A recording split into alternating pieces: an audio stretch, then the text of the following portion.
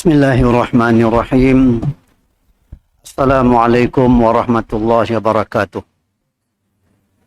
Alhamdulillahi rabbil alamin. Wassalatu wassalamu ala sayyidil anbiya'i wal mursalin wa ala alihi wa ashabihi ajma'in. Alhamdulillah, kita mengucap syukur pada Allah Subhanahu wa taala. Dengan izinnya sama-sama dapat kita menunaikan kewajiban terhadap Allah Subhanahu wa taala, kewajiban yang telah Allah fardukan kepada kita, dan seterusnya sama-sama berada dalam majlis ilmu, mudah-mudahan bermanfaat kepada kita. Kita berada dalam bulan Rabiul Awal, ya, telah menjadi kebiasaan kita akan mengadakan Maulid Rasul, memperingati kelahiran Nabi kita Muhammad sallallahu alaihi wasallam. Sebenarnya dalam bulan Rabiul Awal tu, ya, kita bukan hanya memperingati kelahiran junjungan kita Nabi kita Muhammad sallallahu alaihi wasallam. Tetapi di sana ada peristiwa-peristiwa lain, ya, yang berlaku juga dalam bulan Rabiul Awal. Okay, yang pertama, kelahiran baginda sallallahu alaihi wasallam. Cuma para ulama khilaf, adakah Nabi itu lahir 12 Rabiul Awal? Dari tarikh itu ada khilaf. Sebagian mengatakan 8 Rabiul Awal, sebagian mengatakan 9 Rabiul Awal. Di kalangan ahli-ahli falak, ahli sejarah yang menggunakan kiraan falak, mereka mengatakan 9 Rabiul Awal yang paling kuat. Dan yang masyhur, ya, yang jadi dan ini menjadi pegangan kita, ialah 12 Rabiul Awal. Hari Isnin Rabiul Awal semua sepakat. Ya, Nabi lahir hari Isnin 12 Rabiul Awal, ya, semua sepakat. Ya, berdasarkan hadis Nabi sallallahu alaihi wasallam, bila sahabat bertanya tentang puasa hari Isnin, Nabi mengatakan, ya, hari Isnin adalah hari aku dilahirkan. Ya, maka dengan sebabnya Nabi memuliakan, membesarkan hari Isnin dengan berpuasa pada hari Isnin. Okey, ya, yang pertama. Si kisahlah bapa bulan, ya, khilaf. Ya, kita bukan nak bertengkar, tarikh itu lah yang paling tepat, tarikh itu paling tepat. Ya, bukan masalah kita. Yang penting kita mengingati baginda sallallahu alaihi wasallam. Yang kedua, peristiwa yang berlaku juga pada hari Isnin 12 Rabiul Awal ialah peristiwa hijrah baginda sallallahu alaihi wasallam. Nabi sampai ke Quba. Nabi dalam peristiwa hijrahnya keluar daripada Mekah di hujung bulan Safar. Ya. Kelihatan anak bulan terakhir, bulan Sabit. Dan kemudiannya Nabi keluar dari Gua Sur menuju ke Madinah. Ya, ketika itu telah kelihatan anak bulan, hilal, anak bulan, masuknya Rabiul Awal. Jadi Nabi sampai di Quba pada hari Isnin 12 Rabiul Awal. Jadi bulan Rabiul Awal ini juga, hari Isnin 12 Rabiul Awal, kita menyambut dengan penuh kegembiraan. Sebab Nabi kita sallallahu alaihi wasallam selamat sampai dalam perjalanan hijrah baginda dari kota Makkah menuju ke kota Madinah. Okey. Yang ketiga, itu yang jarang diingat oleh kita. Sebab kita melihat gembira, tapi si melihat kesedihan. Pada hari Isnin 12 Rabiul Awal juga, Nabi kita Muhammad sallallahu alaihi wasallam wafat. Ya. Jadi dalam kita menyambut kegembiraan, gembira dengan kelahiran baginda sallallahu alaihi wasallam, dalam masa yang sama juga kita sebenarnya merasa sedih dengan kewafatan baginda sallallahu alaihi wasallam. Apa tujuan kita mengadakan memperingati Maulid Rasul tu? Ya. Tiap-tiap tahun bila Rabiul Awal kita buat Maulid Rasul. Kalau zaman dulu, ya, mungkin anak-anak tu dia pernah melihat, kan. Kalau zaman dulu di kampung-kampung, hari mau zikir Maulud tu sehari, kan. Ya, daripada pagi sampai petang kita berzanji, ya, habis dibaca. Dengan baca Assalamualaikum, ya, habis. Ada zikir duduk, ada zikir diri. Keluar kuih macam kuih je keluar kan. Ya, ada kuih bahulu ikan, apa lagi. Time biarlah keluar kuih cap, kuih penyaram semua keluar, kuih jala, kuih tradisional semua keluar. Okey. Ya. Zaman kita tu belarak kan, belarak dan sebagainya. Tapi kadang-kadang ya, di sebalik kita meraihkan, di sebalik kita menyambut, kadang-kadang kita mengabaikan penghayatan terhadap ajaran Nabi SAW. Kan? Kalau zaman dulu lah, zaman dulu, saya kecil-kecil dulu, orang berzikir, ramai penuh masjid. Tapi bila time sembahyang Zuhur, hilang.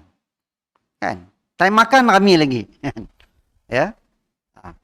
Pergi belarak, menunjukkan kami cinta Rasul. Kan? Tapi sembahyang subuh si bangun tadi. Pergi belarak aja. Apa sebenarnya tujuan kita? Kan? Ya. Untuk kita memperingati Maulid Rasul sallallahu alaihi wasallam. Apakah hanya sekadar aktiviti, sekadar upacara rasmi, kerana kebetulan di negara kita ada cuti dan kita ada majlis rasmi sambutan-sambutan yang kita adakan, maka kita mengadakan. Jadi dalam ceramah ringkas tu, saya sih nak ceramah panjang-panjang, ya. Kalau penceramah popular sekali-sekali datang okeylah. Okey. Saya nak bawa apa tanggungjawab kita terhadap Nabi SAW. Yang pertama kita kena syukur. Menjadi umat Muhammad SAW. Ya. Sebab bapa kami orang yang hidup di zaman Nabi SAW si dapat menjadi umat baginda. Orang yang paling dekat dengan baginda. Abu Jahal, Abu Lahab, Abu Talib, bapa saudara yang begitu menyayanginya. Pun si dapat nikmat untuk menjadi umat Muhammad sallallahu alaihi wasallam. Ya. Kita yang jauh lebih 1400 tahun lebih. 1445 dah. Ada hijrah lah. 1400 lebih, ya. Tapi kita dikurniakan Allah Taala nikmat dan ini antara nikmat yang terbesar yang Allah kurniakan kepada kita. Ya. Sebab apa? Sebab pertama, agama yang dibawa oleh baginda adalah yang diiktiraf oleh Allah. Iaitu Al-Islam. Inna ad-dina indallahil Islam. Agama di sisi Allah ialah Islam. Wa ma yabtaghi ghairal islami dinan fala yuqbala minhu wa huwa fil akhirati minal khasirin. Siapa yang memilih selain dari Islam sebagai agama pegangan, sebagai akidahnya, sebagai cara hidupnya, sebagai penghayatan hidupnya, fala yuqbala minhu, Allah si terima. Ya. Kalau kita lihat orang lain, agama-agama lain, ada di kalangan mereka yang begitu taat dengan agama. Dengan pakaian mereka, duduk di biara, duduk di kuil, ya. Di kawin, ya. Kalau kita melihat ibadat mereka, seolah-olah mereka lebih layak masuk syurga dari kita. Ya. Tapi oleh kerana dia bukan seorang orang yang beriman kepada Allah, bukan seorang Islam, maka Allah kata fala yuqbala minhu. Allah si terima daripadanya. Ya. Wa huwa fil akhirati minal khasirin, dan di akhiratlah dia termasuk orang yang rugi. Artinya ketika di dunia itu dia beramal, dia meninggalkan dunianya, ya, tidak kahwin, makan sedikit, kadang-kadang makan pun orang beri, kan? Ya. Sampai di akhirat Allah si terima. Dan dia dimasukkan dalam neraka Jahannam. Ya. Orang Islam pula yang Nabi sebut man qala la ilaha illallah dakhalal jannah. Siapa yang mengucapkan kalimat la ilaha illallah akan masuk syurga. Ada yang masuk syurga terus tanpa hisab. Ada yang masuk syurga setelah dihisab, didapati amalnya banyak, dosanya sedikit, diampunkan Allah Ta'ala, dengan rahmat Allah dimasukkan dalam syurga. Ya. Dan orang mukmin tu orang Islam, kalau dia masuk neraka pun dia tidak kekal dalam neraka dan akhirnya dia akan dimasukkan ke dalam syurga. Artinya dia tidak kekal. Tapi orang kafir, khalidina fiha abada. Mereka kekal di dalamnya selama-lamanya. Dan mereka itu tidak keluar daripada neraka jahanam. Ini kelebihan kita. Kenapa kita perlu mensyukuri nikmat iman, nikmat Islam, nikmat umat menjadi umat Muhammad sallallahu alaihi wasallam. Sekarang tu apa kewajiban kita? Kita sambut Maulidin Rasul. Di antara tujuan kita ialah untuk mengembalikan, menyegarkan kembali tanggungjawab kita terhadap Nabi kita Muhammad sallallahu alaihi wasallam. Yang pertama, ya, tanggungjawab kita yang pertama ialah beriman dengan kenabian dan kerasulan baginda sallallahu alaihi wasallam. Ya, kita kena beriman. Sebab kalau kita tidak beriman, sekalipun kita mencintai baginda, menyayangi baginda, mesti ada nilai di sisi Allah Subhanahu wa taala. Ya. Abu Lahab. Siapa antara yang paling gembira dengan kelahiran Nabi sallallahu alaihi wasallam? Abu Lahab. Ya. Abu Lahab bila orang madah ajak dengannya, kan. Orang menyampaikan berita zaman dia ni ada WhatsApp kan, ni ada awak nak telefon, hantar mesej. Hantar mesej, Abu Lahab nanggah handphonenya kan. Dibuat dia batang kurma kan. Pelepah tamar kan. Saya ada orang datang madangannya bahawa Aminah telah melahirkan seorang putra. Abu Lahab, bapa saudara Nabi.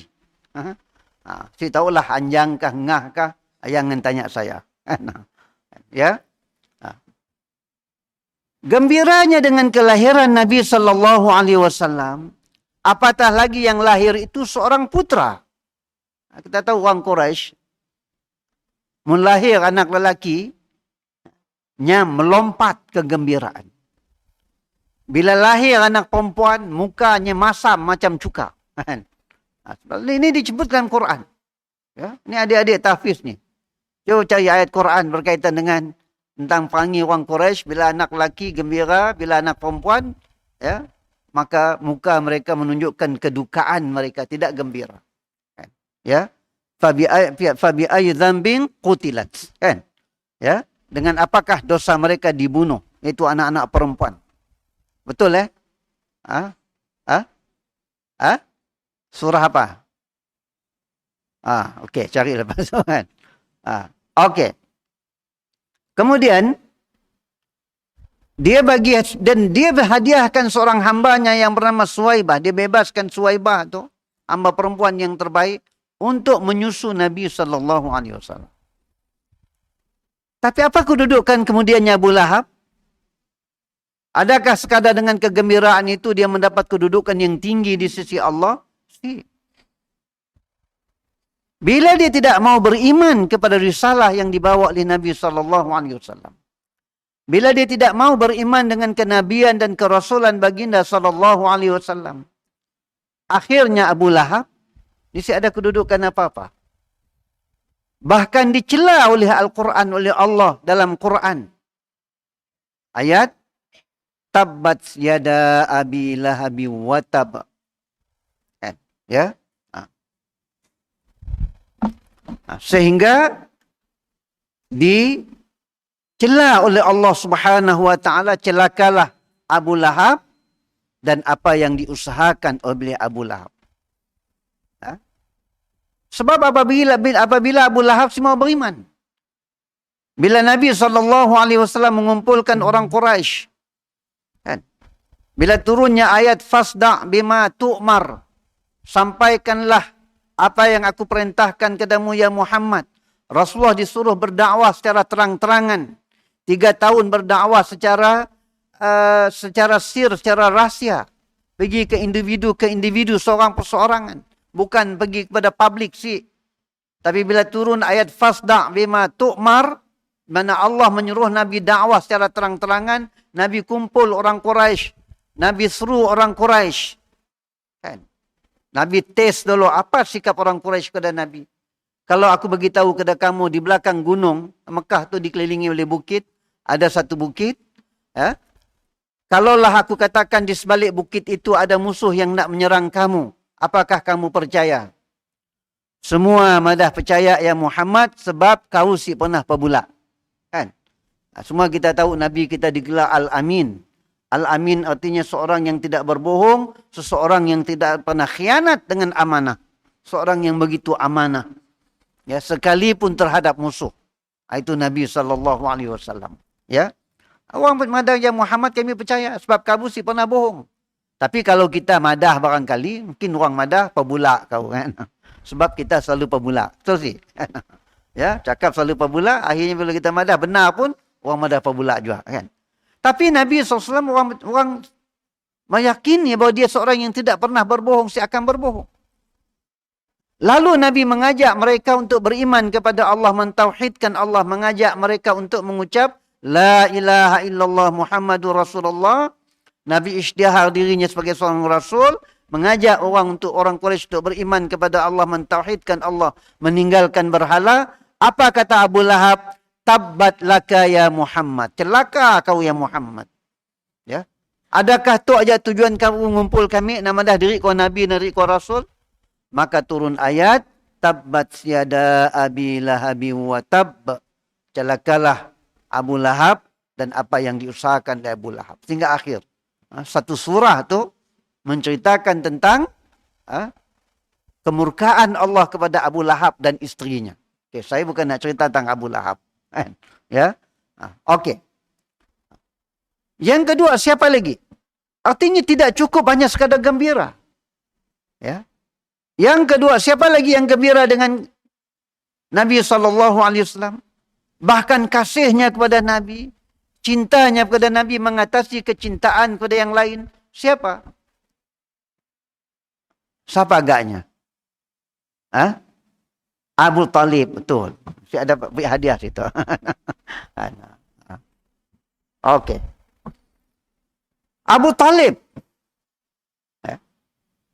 Setelah kematian datuknya, Nabi SAW dalam kandungan lebih kurang 3 bulan, bapaknya meninggal dunia. Ya.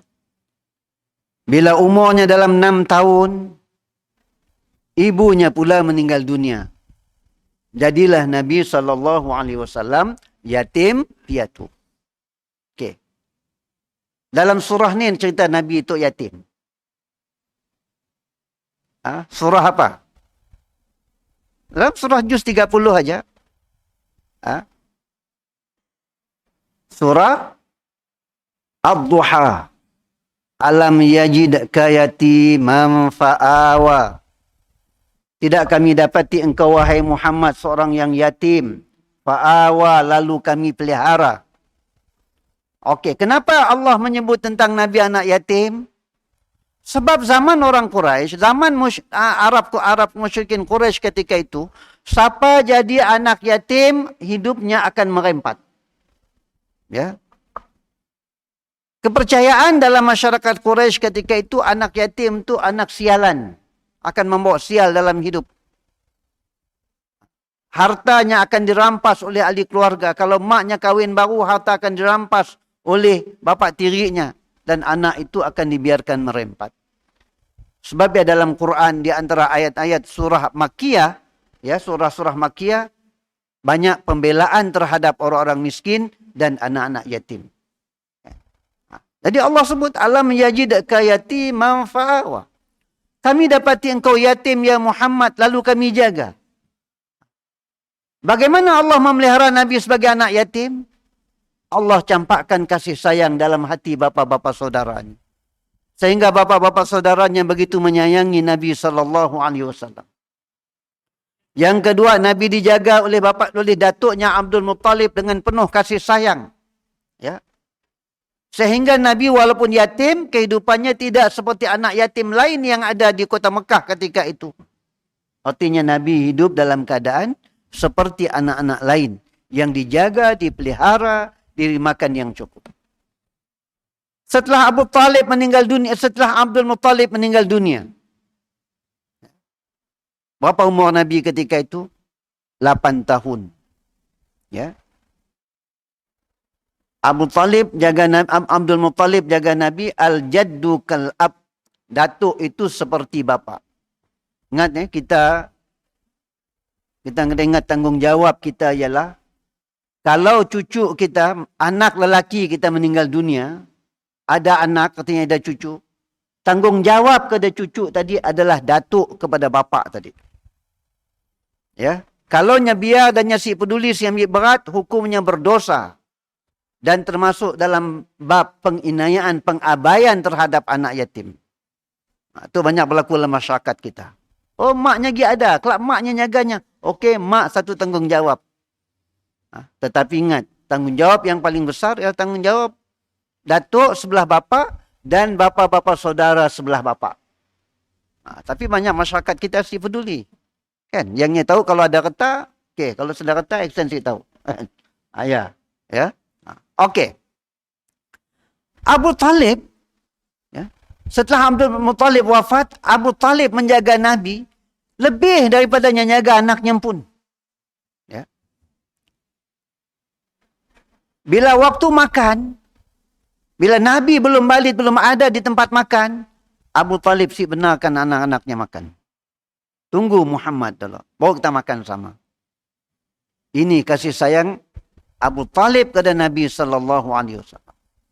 Dan Abu Talib tu jarang berenggang dengan Nabi. Sehingga kita baca dalam sirah waktunya pergi berniaga di Syam pun ketika Nabi umur 12 tahun. Abu Talib bawa Nabi SAW pergi berniaga. Artinya begitu kasihnya kepada Nabi SAW. Ya. Tapi akhirnya apa yang berlaku kepada Abu Talib? Abu Talib juga tidak beriman. Jumhur mengatakan tidak beriman. Walaupun ada sebahagian mengatakan dia beriman. Kita ambillah pandangan yang masyhur mengatakan dia tidak beriman. Abu Talib pun mati dalam keadaan tidak beriman. Ya. Bila dia tidak beriman, maka kasih sayangnya tadi kepada Nabi tidak dapat menyebabkan dia masuk syurga. Walaupun di sana ada hadis yang menyebut tentang Abu Talib tu adalah yang paling ringan dalam neraka Jahannam. Ya, artinya siapa yang madah dirinya nak diam neraka paling ringan, dah ada vakansi lagi dah. Ya, dah Abu Talib neraka paling ringan. Ya pun menggelegaknya sehingga kepalanya. Tapak kaki dalam neraka, ya, tapi menggelegak daripada kepanasan neraka tadi sehingga ke otaknya. Ya, ini. Jadi kasih sayang sekadar kasih cinta kepada Nabi belum memberi manfaat. Selagi mana tidak disertai dengan iman kepada Nabi SAW. Ya. Sebab itu di antara Nabi sangat bersedih. Nabi sangat bersedih selepas kematian. Di antara sebab Nabi sangat bersedih setelah wafatnya Abu Talib ialah kerana Abu Talib tidak beriman. Ya. Apa kata Allah kepada Nabi SAW? Innaka la tahdi man ahbabta walakinnallah yahdi man yasha. Engkau tidak dapat memberi petunjuk kepada orang yang engkau cintai ya Muhammad. Ya. Kita dalam hidup kita boleh berdakwah, boleh ngajak orang, tapi nak bagi petunjuk bukan hak kita, hidayah milik Allah. Walakinnallah, tetapi Allah lah yang memberi hidayah kepada sesiapa yang ia kehendaki. Tu kena ingat. Kalimah walakinnallah yahdi man yasha, ia sangat mahal untuk kita. Apa sebab? Tidakkah kita termasuk dalam orang yang yahdi man yasha? Orang yang Allah kehendaki mendapat hidayah? Terasa sih kita. Ya, tu kita kena baca Quran. Sebab itulah, ya, kita kena belajar dengan Sayyidina Umar bagaimana dia baca Quran. Sayyidina Umar baca Quran tu dia akan merasakan, dia akan membentangkan dirinya dengan Quran. Dia berinteraksi dengan Quran. Pernah orang nanya Sayyidina Umar tu bila dia baca Quran, baca ayat tentang neraka nangis. Baca tentang ayat syurga pun nangis. Orang nanyanya, wahai Amirul Mukminin, apa yang menyebabkan Tuhan menangis? Dia kata, bila aku baca ayat-ayat tentang neraka, aku menangis sebab aku takut dengan azab neraka dan aku sih mau masuk neraka. Ya. Jadi aku takut kena takut dimasukkan dalam neraka, maka sebab ialah aku menangis. Baca tentang syurga pun nangis juga. Kata, bila baca ayat syurga, aku nak masuk syurga. Tapi bila didapati amalku, bila nanggak amalku, ya, ibadatku sangat sedikit, sehingga aku merasakan aku tidak layak untuk masuk syurga. Sedangkan aku nak masuk syurga, sebab ialah aku nangis. Ini Sayyidina Umar Al-Khattab radhiyallahu anhu. Ya. Jadi kita, bila Allah mengatakan, walakinna Allah yahdi man yasha, Allah bagi petunjuk kepada siapa yang ia kehendaki, kita harus merasa syukur. Sebab kita termasuk di kalangan orang yang Allah kehendaki untuk dapat hidayah. Hidayah apa? Hidayah iman, hidayah Islam. Hidayah untuk beramal. Ini yang pertama tanggungjawab kita, beriman dengan Nabi SAW. Bagaimana keimanan kita kepada Nabi? Yang pertama, beriman dengan kenabian dan kerasulannya. Ya, kita beriman bahawa baginda seorang Nabi, seorang Rasul. Sebab dia dalam ucapan syahadah kita apa dia? Wa asyhadu anna Muhammadar Rasulullah. Ya. Kita mengakui bahawa dia adalah seorang Rasul. Yang kedua, kita beriman dia merupakan Nabi dan Rasul yang terakhir. Tidak ada Nabi dan Rasul lagi selepas baginda SAW. Sebagaimana yang baginda sabdakan, la nabiyya ba'di, tidak ada Nabi selepasku. Kenapa keimanan itu penting? Sebab kita semua kita terjerbak dalam ajaran-ajaran sesat. Banyak orang ngaku diri jadi Nabi. Ketika Nabi hidup, ada berapa orang ngaku diri Nabi? Ada beberapa orang. Antaranya Musailamah Al-Kadzab. Musailamah pun ngaku dirinya Nabi. Dan akhirnya diperangi pada zaman Sayyidina Abu Bakar radhiyallahu anhu. Dan beliau telah dibunuh oleh Wahsy. Wahsy itu orang yang telah membunuh Sayyidina Hamzah. Kemudian waktu Fathu Mekah dia masuk Islam. Dan dia berazam akan membunuh musuh Islam yang paling kuat. Dan akhirnya dia berjaya membunuh Musailamah Al-Kadzab. Banyak selepas itu. Lahirnya ajaran Qadiani. Ya. Seorang yang di India mengaku diri sebagai Nabi. Ghulam Ahmad namanya. Qadiani. Di Malaysia tu kita mungkin nampak lah. Di Semenanjung ada. Di Indonesia pun banyak. Di daerah-daerah tertentu banyak ajaran Qadiani. Mereka macam kita juga hari Jumaat ada semayang juga. Tapi mereka mengakui bahawa Ghulam Ahmad ini Nabi. Sedangkan kita orang Islam, la nabiyya ba'di, tidak ada Nabi selepasku, kata Nabi SAW. Ya.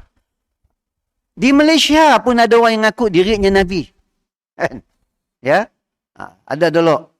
Nyamadahnya adalah Nabi untuk orang Melayu. Baca ayat innaka laminal mursalin. Sesungguhnya engkau dari kalangan Rasul. Kan? Apa katanya? Ayatnya turun dengan saya. Bila wartawan nanya, boleh sih kalau kata ayat yang kepada saya juga? No, si boleh katanya. Awak si dapat ayat yang untuk saya aja. Ada Nabi Melayu, orang Melayu ngaku dirinya Nabi. Kan? Ya, berapa tahun yang lepas. Bukan sedar pengikut, ada pengikut. Pengikutnya bukan jahit-jahit orang, peguam-peguam, artis-artis. Kan? Orang yang berkedudukan, yang jadi pengikutnya. Ya. Di Indonesia pun sama juga. Kalau kita rajin dalam YouTube, dalam TikTok, kadang-kadang ada orang yang mengisytiharkan dirinya Nabi.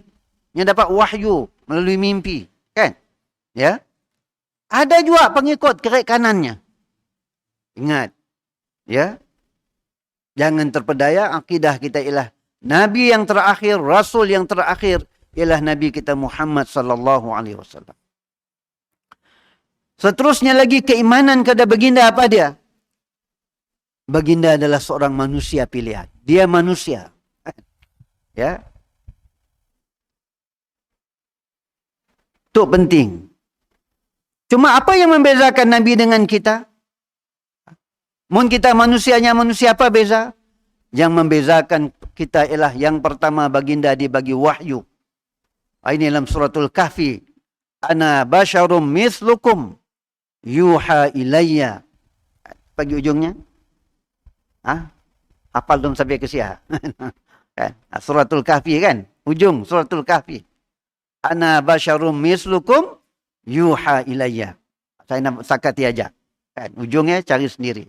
Kan? Ya. Aku adalah manusia, kata Nabi. Allah suruh Nabi bagi tahu dengan umatnya, ana basyarum mislukum. Aku manusia seperti kamu. Aku perlu makan, aku perlu minum. Tidak makan, aku lapar. Tidak minum, aku dahaga. Nabi kahwin seperti kahwinnya manusia. Nabi berjalan seperti jalan manusia. Nabi hidup di dunia ini seperti manusia yang lain. Apa yang membedakan kita dengan baginda? Baginda diberi wahyu oleh Allah. Kita ini ada wahyu. Baginda tidak bercakap melainkan wahyu yang Allah berikan kepadanya. Baginda maksum, dipelihara oleh Allah. Baginda maksum, dipelihara oleh Allah daripada dosa-dosa. Terdahulu, diampunkan dosa yang terdahulu dan yang kemudian. Baginda sebagai makhluk yang terbaik di sisi Allah. Ini yang membezakan kita. Ya. Kenapa saya bawa tu? Supaya kita, dalam kita memuliakan Nabi, dalam kita mencintai Nabi sallallahu alaihi wasallam, berpandu dengan apa yang ditentukan oleh Allah dan Rasulnya kepada kita. Tidak berlebih-lebihan. Pernah dengar ajaran Sihak? Kan? Yang nyampun, bukan hak, incredible hak, bukan. Ya, namanya Sihak. S-I-H-U-L-K kah? Kan? Ya, yang dah lari ke New Zealand kena itu. Ya, bukan satu ajaran, banyak juga yang seperti itu. Dalam hakikat insan, ya, bahwa Muhammad itu Allah, Allah itu Muhammad. Ya. Dahkah kita nak ikut ajaran yang seperti itu? Banyak lagi ajaran-ajaran sesat yang berselindung di sebalik bertujuan untuk mengagungkan Nabi sallallahu alaihi wasallam. Tapi akhirnya terjerabak dalam kesesatan. Saya sih nak hurai panjang, kan tuan-tuan boleh lihat, ya. Allah itu Muhammad, Muhammad itu Allah. Sehingga akhirnya ada setengah orang si wajib semayang. Kan? Artinya Allah itu manusia, manusia itu punlah Allah. Sikanlah Allah, nak nyembah Allah katanya, kan. Ini pahaman-pahaman sesat. Ya, jadi kita beriman kepada baginda sebagai seorang baginda adalah manusia, Nabi manusia. Kan?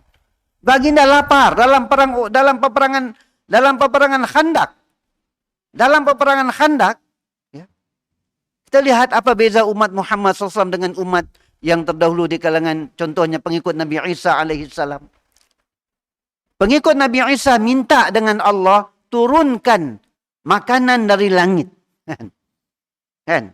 Ya, kadang-kadang ada imamnya doa, ambil doa, turunkan makanan dari langit tu. Sebenarnya doa tu makanan, doa khusus. Doa Allah menceritakan tentang pengikut Nabi Isa. Kita doa-doa saja turun makanan dari langit. Lang kata apa sih makbul doa tu, kan? Sama aja orang minta doa panjang, baca doa dibaca oleh iblis. Kan ada Quran, iblis minta panjangkan umur, kan? Tangguhkan kematian saya, Rabbi, kan? Ada. Pagi Sabtu kita bincang ayat tersebut, kan? Okey. Ya.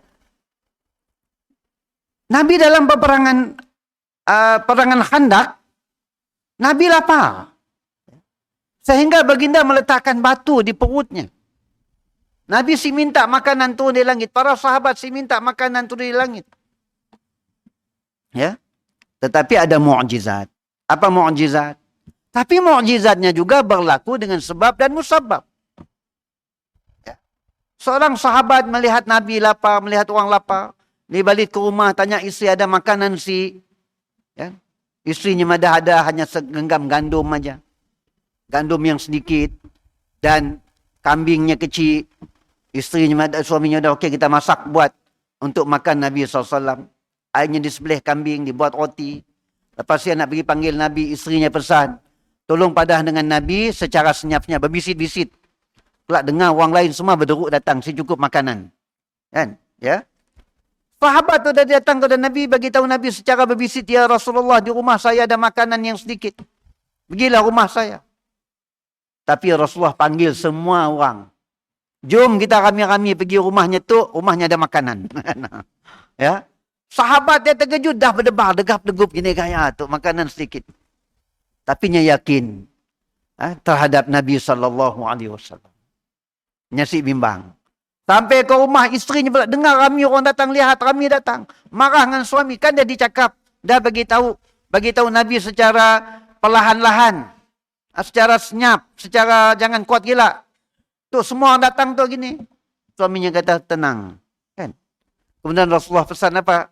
Rasulullah kata okey, biarkan makanan dalam periuk, nanti Rasulullah sendiri yang kaut, Rasulullah bagi sahabat makan. Dan semua yang menyertai dan yang menggali parit tadi dapat makan dengan kenyang, dan bila dibuka lagi masih ada makanan dalam itu. Mun bahasa Sarawak seolah-olah si ruji makanannya tadi. Ya, masih ada. Ini mukjizat. Tapi mukjizatnya juga berlaku dengan sebab dan musabab. Jadi adik-adik sekalian, walaupun kita belajar tahfiz, hafal Quran, tapi janganlah mengharapkan malah berdoa, ya Allah, aku tu hafal Quran, turunkanlah makanan dari langit. Buka sejadah malah dia sedang makanan. Ya, kena ikhtiar, usaha. Doa, Allah lembutkan hati orang, datang hantar makanan dengan kita. Kan dengan sebab dan musabab, ni si ada berdebub turun dari langit. Okey. Nak azan dulu kasih, dah isyak.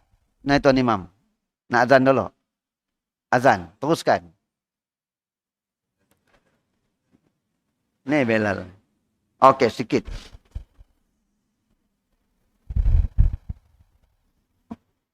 Atau teruskan aja lah. Dah lah, teruskan aja. Okey. Kemudian, dia yang pertama tadi. Artinya beriman dengan kenabian dan kerasulan baginda sallallahu alaihi wasallam. Yang kedua, tanggungjawab kita terhadap Nabi sallallahu alaihi wasallam ialah berpegang teguh dengan ajaran yang baginda bawa. Okey, apa artinya kita jadi pengikut Nabi kita Muhammad sallallahu alaihi wasallam? Ya. Kalau kita beramal dengan apa yang dibawa oleh baginda sallallahu alaihi wasallam. Ya. Apa yang baginda bawa? Satu, beribadah. Cara beribadah kepada Allah. Kita kena tunaikan salat. Nabi kata, "Sallu kama ra'aitumuni usalli." Sembahyanglah kamu sebagaimana lihat aku sembahyang. Ya, ingat.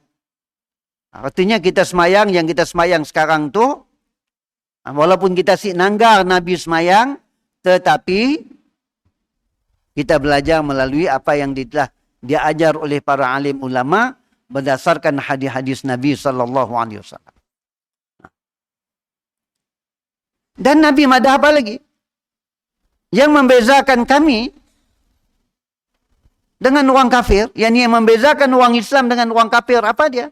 As-salah, sembahyang.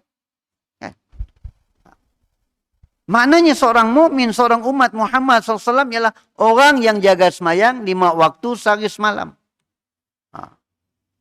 Bukan sembahyang hanya sekadar berwaktu, ada rajin-rajin, ada sik-sik. Ya. Jadi, tunaikan kewajiban. Zakat. Ya. Setiap orang Islam, dan begitu juga kita ibu bapa, kena tanamkan dalam jiwa anak-anak kita, bahawa suatu hari nanti kita adalah menjadi orang yang membayar zakat. Bukan menjadi orang yang hanya nak bergantung dengan zakat. Si dapat duit zakat, ngamuk. Nulis dalam WhatsApp, dalam Facebook. Si. Kan? Okeylah, yang mengurus zakat itu satu hal yang lain. Tapi kita sebagai seorang Muslim. Kan? Ya. Bila kita tahu bahawa salah satu kewajiban zakat, kita mesti berazam, berusaha untuk jadi orang yang menjadi pengeluar zakat. Bila kita berazam, berusaha jadi pengeluar zakat, apa maksudnya? Maksudnya kita kena bekerja keras, kena bekerja bersungguh-sungguh dalam mencari harta dunia itu, sehingga kita mampu mengeluarkan zakat. Ya. Kalau kita berniaga, biarlah perniagaan kita ya sampai kita mampu untuk mengeluarkan zakat. Keuntungannya kita mampu mengeluarkan zakat. Kalau kita berkebun, bertanam padi macam orang tua-tua kita mari, ya, sehingga mengeluarkan zakat. Ya, itu maksudnya. Sehingga akhirnya kita orang Islam tu Bukan orang yang nak hidup, sedahal mun aku miskin kelak. Ada tabung zakat. Zakat bantu aku. Bukan begitu. Anak-anak kita ditanam. Dari kecil, okeylah hari ini awak terima bantuan zakat, tapi esok hari, suatu hari nanti, awak adalah menjadi pengeluar zakat. Ya. Kewajiban haji. Ya. Haji pun sama juga sebenarnya. Macam zakat juga. Kita lihat orang tua kita dulu bilanya berkebun, bilanya bertanam padi dan sebagainya. Ada hasil kumpul, ada hasil kumpul. Ya. Ketika getah mahal pada zaman dulu, kumpul, bolehnya motong dapat sari, kumpul. Ya. Dan ada seorang pegawai tabung haji pernah cerita, pernah seorang ustaz cerita bagaimana seorang tu bekerja di pasar tamu je berjual tiap-tiap hari. Kebetulan tempatnya berjual di atas dia pejabat tabung haji. Tiap-tiap hari bilanya ada ulih, ya. Tiap-tiap harinya ada ulih keuntungannya berjual tadi, berjual sayur, berjual macam-macam tadi di pasar tamu, naik tabung haji RM10, RM20, RM5. Tiap-tiap hari. Sehingga bilanya nak pergi haji, dulu belum ada zaman ada kota lagi. Nya makan al-wida' malah majlis doa selamat nak berangkat pergi haji. Nya nyunjuk dengan orang yang pun risit. Kan dulu kita kena pergi tabung haji, bukan kena itu makan online semua boleh kan? Dulu isi ada risit. Risit dia dikumpulnya tingginya. Bayangkan setiap hari bila harinya berjualnya ngumpul. Apa maksudnya? Keazaman untuk nak menunaikan haji. Ya. Sehingga dia berusaha. Ini yang kita maksudkan. Tunai haji. Bukan sekadar menunaikan haji, tetapi falsafah pemahaman kita sebalik daripada menunaikan haji itu. Yaitu menggalakkan kita untuk bekerja, kan, mencari rezeki yang halal, supaya dengan rezeki itu kita dapat menunaikan kewajiban kita kepada Allah Subhanahu wa ta'ala. Begitu juga kita dalam hidup kita tu, apa yang diajar oleh Nabi kepada kita dalam kehidupan? Nabi suruh kita jadi orang yang bermanfaat kepada orang lain. Nabi kata sebaik-baik kamu ialah orang yang memberi manfaat kepada orang lain. Nabi bukan mengajar kita untuk menjadi orang yang mementingkan diri sendiri. Ya, orang Islam bukan orang yang mementingkan diri. Orang Islam bukan hanya memikirkan diri, tapi memikir juga orang lain. Apa akibat dari perbuatannya kepada orang lain? Itu yang diajar oleh Nabi kepada kita. Nabi mengajar kita menghargai ibu bapa. Kan? Ya. Ini yang diajar Nabi kepada kita. Kan? Ya. Bagaimana kewajiban seorang anak kepada ibu bapa. Bukan durhaka dengan mak bapa. Ya. Nabi mengajar kita untuk mengikatkan silaturahim. Ya. Berbakti. Sehingga salah satu untuk mengikatkan silaturahim apa dia? Di antara kebaktian kita kepada ibu bapa ialah berbuat baik kepada orang yang masa mak bapak kita hidup, mereka berbuat baik kepada orang tersebut. Katalah mak bapak kita waktunya hidup, ada keluarganya, ada bapak saudaranya yang hidup, tiap-tiap kali kalau bilanya ada masak, ada apa, ngantar makanan ke rumah tersebut. Kalau buah kuininya berbuah, guguk olehnya tu, antar rumahnya, saya akan lupa. Di antara kebaktian kita dengan orang tua ialah bila mak bapak kita meninggal, dan orang yang berbuat baik masih hidup, kita kena teruskan. Tuk si, lupa terus. Kan? Mak kami marik boleh lah rajin murid dengan kita. Kami, sorry. Tapi boleh. Kan? Ya? Itu kebaktian. Sebab Allah mengingatkan kita apa dia? Wa ma atakumur rasulu fakhudhu. Apa yang Rasul dah bawa kepada kamu, peganglah. Beramallah. Wa ma nahakum anhu fantahu. Dan apa yang baginda suruh kita tinggal, maka tinggalkanlah. Ya. Begitu juga kita dalam beramal. Dalam kita beramal berpegang teguh dengan apa yang diajar oleh Nabi SAW.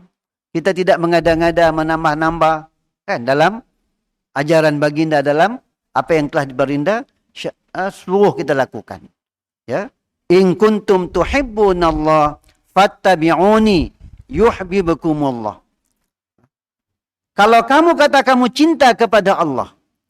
Ada orang mendakwa kami cinta kepada Allah. Dan Allah meletakkan syarat, apa dia? Melalui lisan Nabi-Nya SAW, in kuntum tuhibbunallah fattabi'uni, maka ikutilah aku, kata Nabi. Artinya ikut ajaran Nabi SAW. Yuhibbukumullah. Apa yang kita dapat? Allah akan mencintai kamu. Ya. Jadi, syarat untuk kita dapat kecintaan Allah ialah berpegang teguh dengan ajaran yang dibawa oleh Nabi SAW. Ya. Lihat ajaran dalam Islam. Bukan semayang, puasa, zakat, haji aja. Bagaimana dalam kehidupan harian kita bergaul dengan sesama manusia. Kan? Ya. Sehingga Nabi sebut juga tentang orang yang terbaik ialah orang yang bergaul dengan manusia dan sabar dengan panggil manusia. Kita nak bergaul dengan orang tapi mengharapkan orang tu baik-baik semua dengan kita. Tidak. Nyetuk pemarah, nyetuk kedekut, nyesurang tu lagi mulut popek-popek, kan? Ya. Macam-macam manusia. Rasulullah suruh kita bergaul dan sabar dengan kerenah manusia. Ya, yang terbaik. Nabi suruh kita mencintai saudara. La yu'minu ahadukum hatta yuhibba li akhi ma yuhibbu li nafsih. Tidak sempurna iman seseorang sehingga dia mencintai saudaranya sebagaimana dia mengasihi dirinya sendiri. Bayangkan kalau orang Islam menghayati ajaran itu dalam hidup kita aman. Jiran menghormati jiran. Man kana yu'minuna billahi wal yaumil akhir fal yukrim jarahu. Siapa yang beriman kepada Allah dan hari akhirat, hendaklah dia memuliakan jirannya. Apa maksud memuliakan itu? Bukanlah cium tangan jiran hari-hari. Artinya jaga kehormatan jiran. Jangan tertilit-tilit dalam rumah jiran. Kan? Ya, jangan membuka aib jiran-jiran yang ada di sekitar kita. Tapi menjadi pengedar dadah, laporlah dengan polis. Jangan dari tanda, rusaklah anak-anak kampung kita, kan? Ya, kalau ada nak pelik-pelik. Tapi hal-hal pribadi yang tidak menyangkut kita dan orang lain, ya hal pribadi dirinya pun. Jangan peduli. Kemudian apa yang kita buat tidak menyakiti jiran. Sampah kita, ya. Kita nak mandok petang-petang tu contoh yang selalu saya guna, kan? Ya, sebab kadang-kadang kita pun sakit hati juga. Kan? Sebab kita, terutama zaman kita ni ada dryer. Kita tu okey lah boleh pergi dryer. Kan? Kita nedir barang. Mentang-mentang lah hari tu tiap cutinya pun kerja ke kanan rumah. Ianya mandok. Lalah baju kita semua bawa asap. Ya. Pergi masjid daripada makmum sampai ke imam bawa asap. Kan? Ya? Sebab kerana jiran tidak mengambil tahu tentang jiran di sebelah. Okey. Keadilan. Islam datang, Rasulullah datang membawa keadilan. Dan keadilan dalam Islam bukan untuk orang Islam saja, tetapi untuk seluruh manusia. Kan? Ya? Pernah berlaku zaman Nabi SAW, seorang Ansar, ada orang Ansar mencuri baju besi. Sahabat pun manusia juga. Kadang-kadang ada orang nanggak anak-anak tahfiz nakal. Biar tahfiz berolah juga kah? Mereka pun manusia juga dan remaja juga. Jangan melihat mereka macam malaikat. Banyak orang kita selalu ngano, menanggap biar tahfiz bola. Ini remaja tetap remaja walaupun tahfiz. Ya? Artinya manusia tetap manusia. Zaman Nabi, seorang sahabat di kalangan Ansar mencuri baju besi. Kemudian nyimpan rumah sebelah. Pergi rumah jirannya seorang Yahudi. Yahudi itu si Islam. Yang pada kau tolong simpan baju besi dengan aku lah. Rumah aku saya dah stok ke nyimpan. Yahudi itu atas dasar kejiranan, okeylah ambil simpan. Kemudian orang yang kehilangan baju besi tadi, yang pun baju besi yang hilang, cari-cari, mula spot check di rumah orang, dijumpai baju besi tadi ada di rumah Yahudi. Kemudian diadukan kepada Nabi SAW. Baju besi itu satu yang bernilai. Nilainya kalau kena hukum mencuri, disabitkan mencuri, boleh potong tangan. Kisas, hudud. Hukum hudud. Bila dibawa di hadapan Nabi SAW, Yahudi itu madah. Bahawa baju besi itu bukan aku pun, tapi jiran aku, Fulan bin Fulan pun. Yang jiran tu tadi, bila dah kantoi tadi, semua ngaku. Ni si ada aku mencuri. Baju rumahnya lah curi. Yahudi itu lalu terkapai-kapai. Belanya. Kan? Ya. Dan ketika Yahudi di sini ada saksi. Siapa saksi? Dari segi sabit hukum memang nyancuri. Kan? Ya. Karena hakimnya sih boleh dengar kata atas kata sih boleh. Nya berasaskan fakta apa yang dilihat di depan matanya. Bila disuruh Yahudi itu bawa saksi, bawanya tu ini ada saksi kata Yahudi. Sehingga Yahudi ada putus harapan. Ini ada siapa yang membelanya ketika dan dalam hatinya nang dah madah, potonglah tangan aku kali itu. Dengan kesalahan yang bukan dilakukan. Dan waktu orang yang curi tadi simok ngaku. Kaum keluarganya pula membelanya, mempertahannya. Ya Rasulullahnya tu orang baik si mungkin yang curi. Tuklah pencuri, hukumlah pencuri tu. Apalagi lah, kan? Maka akhirnya turun ayat Quran yang membela Yahudi tadi. Dan memberitahu bahawa yang mencuri tadi adalah lelaki Ansar, jirannya tadi. Kita lihat bagaimana keadilan dalam Islam. Bukan keadilan itu berasaskan bangsa. Menuang kita malah salah, okey. Menuang kita sembunyikan. Bila orang lain kita bersaksi. Bagaimana Rasulullah mengajar keadilan. Dan Rasulullah membebaskan Yahudi tersebut. Ini ajaran Islam yang kita praktikkan. Nabi SAW bukan hanya kepada manusia.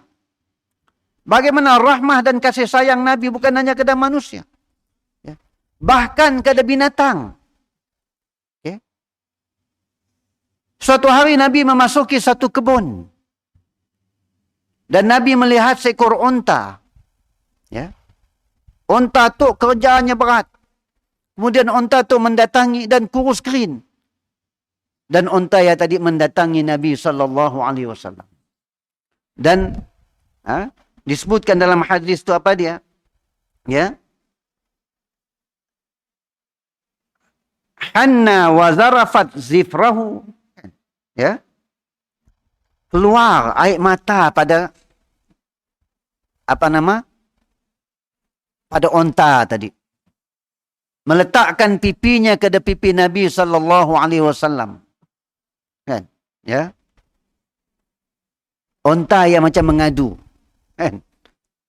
Kepada Nabi bahawa tuan aku tu beri kerja banyak tapi gaji kecil. Itu kepada majikan kena ingat. Ya, majikan-majikan suruh kerja macam-macam atas alasan multi skill. Tapi kerja masih juga kerja jadi pembantu tadbir, pekerja am. Tapi kerjanya kadang-kadang kerja bos pun dipolahnya juga. Kan?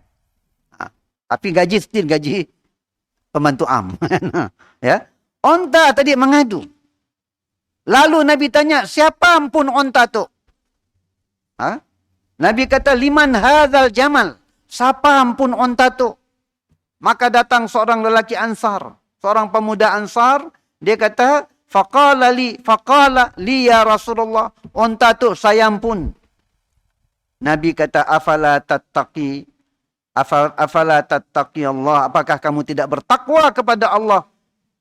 Dengan unta tu yang telah Allah berikan kepada kamu. Ya. Nabi kata, fa'innahu syaka ilayya. Unta tu mengadu kepada aku. Innaka tuji'uhu, engkau memberi dia kerja banyak. Waktu ibahu artinya si meriknya makan, beri tandahnya lapar. Makanan sedikit dibiarkannya lapar. Tapi kerja banyak dia beri. Dan Rasulullah memberi amaran kepada lelaki tadi. Supaya dia jaga untanya, beri makan secukupnya. Dan kerja dan masa rehat yang secukupnya. Kan? Sebab ialah JTK kita pun strict juga kan. Mau kerja lebih sikit, kena compound majikan. Hanya pergi audit. Kan? Artinya bagaimana Rasulullah, hatta aduan binatang pun Rasulullah terima. Ya. Apatah lagi manusia, bukan? Ya. Dan bagaimana binatang pun mengenali bahawa dia adalah Rasulullah SAW. Ya. Jangan pula lepas tu kita pergi ke kambing engkah pipi kan. Dengan apa nak dipadah kambing untuk dengan aku. Cuma hilang telinga sebelah. Digigit oleh kambing. Untuk nyaman manis telinganya tu katanya. Sebelah lagi. Jangan. Ia khas untuk Nabi SAW. Ini rahmatan lil alamin. Wa ma arsalnaka illa rahmatan lil alamin. Tidak kami utuskan engkau ya Muhammad melainkan untuk membawa rahmat ke seluruh alam. Yang ketiga, tanggungjawab kita mencintai Nabi SAW melebihi kecintaan yang lain. Saya sih nak hurai panjang. Bagaimana membentuk kecintaan kita kepada Nabi? Berpegang teguh dengan sunnah baginda. Banyakkan selawat kepada baginda. Kan? Ya, selawat-selawat yang maksur. Selawat Ibrahimiyah. Allahumma salli ala Muhammad wa ala ali Muhammad. Kan? Ya, banyakkan selawat kepada baginda sallallahu alaihi wasallam. Yang seterusnya lagi. Sikit lagi bagi saya masa dalam 2-3 minit. Nak habiskan sikit. Yang keempat. Ya. Tanggungjawab kita kepada Nabi SAW lagi ialah apa dia? Dakwah. Meneruskan dakwah baginda SAW. Kewajiban kita untuk berdakwah, mengajak manusia kepada Islam. Sebab Nabi dah wafat, siapa yang nak bertanggungjawab dalam berdakwah kepada Islam? Kita. Para sahabat ketika Nabi wafat hampir 100,000 orang, lebih 100,000 orang. Berapa orang je yang dikebumikan di Madinah? Sekitar 10,000 orang. Ni pergi yang lain, sahabat-sahabat yang besar yang pernah tinggal di Madinah bersama Nabi SAW. Bilal bin Rabah, Abu Ubaidah, Sa'ad bin Abi Waqqas, Abu Hurairah. Ya. Semua mereka ini mati di luar kota Madinah. Mati di Syam, mati di Iraq, mati di Mesir. Kenapa? Dakwah. Ya. Sedangkan Nabi menyebut dalam hadis akan dibuka Syam, berduyun-duyunlah orang ke Syam, akan dibuka Iraq, berduyun-duyunlah orang ke Iraq. Dan Nabi kata wal Madinatu khairul lakum, Madinah lebih baik untuk kamu. Ya. Orang yang meninggal dunia di Madinah, dikuburkan di Madinah, antara yang terawal dibangkitkan selepas Nabi SAW, mendapat kelebihan syafaat dari Nabi SAW. Adakah sahabat si tahu hadis itu? Tahu.